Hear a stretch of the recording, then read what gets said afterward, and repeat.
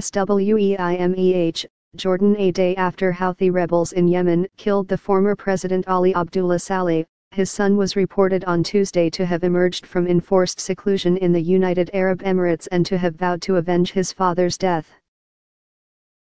The son, Ahmed Ali Saleh, once a powerful military commander, made the pledge as warplanes from a Saudi-led coalition bombed Sana'a, the Yemeni capital, news reports said, striking targets including the presidential palace.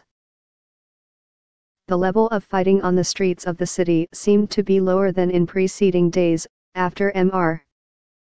Saleh, the former president, switched his allegiance from the Iranian-aligned Houthi rebels holding the capital to the Saudi-led forces seeking to expel them.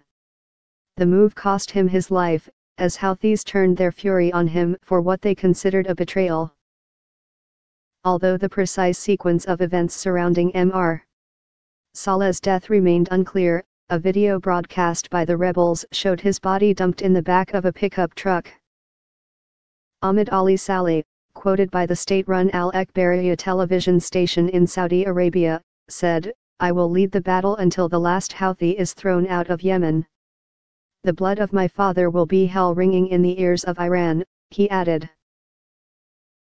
There was no immediate confirmation of the TV report. Ahmed Ali Saleh had military training in the United States and once led Yemen's Republican Guard. He later became his country's ambassador to the United Arab Emirates. But when the Emirates joined with the Saudis 2 years ago in attacking the Houthis, he was placed under house arrest. His apparent emergence on Tuesday suggested to some analysts that he was being positioned to take over from his father as a focus of opposition to the Houthis. The death of Mr. Saleh ended the tumultuous career of a wily strongman who combined charisma, duplicity and brute force to remain a giant in the politics of his impoverished country for decades.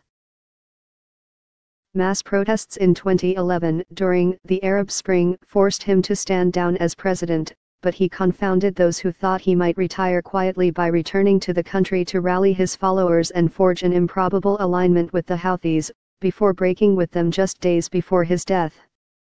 His killing signaled a turning point in the country's war by shattering the alliance between his loyalists and the Houthis, who had taken over the capital, prompting a punishing bombing campaign by Saudi Arabia and its allies.